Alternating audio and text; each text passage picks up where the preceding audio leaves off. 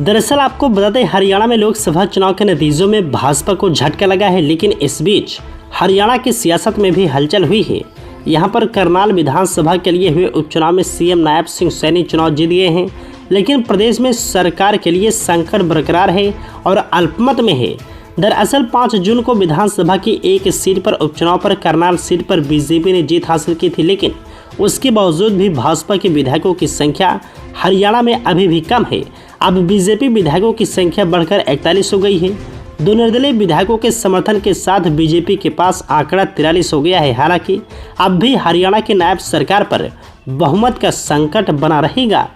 जानकारी के अनुसार हरियाणा विधानसभा में 2 विधायकों के इस्तीफा देने और 1 विधायक की मौत के बाद विधायकों की संख्या 87 रह गई थी।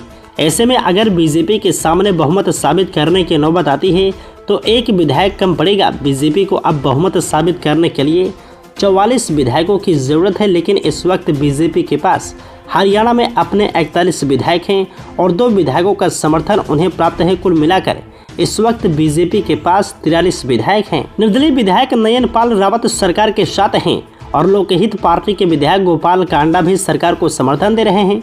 हालांकि भाजपा का दावा है कि सरकार को कोई खतरा नहीं है। लोकसभा चुनाव के दौरान कांग्रेस ने सरकार के अल्पमत में होने को लेकर फ्लोर टेस्ट की मांग की थी।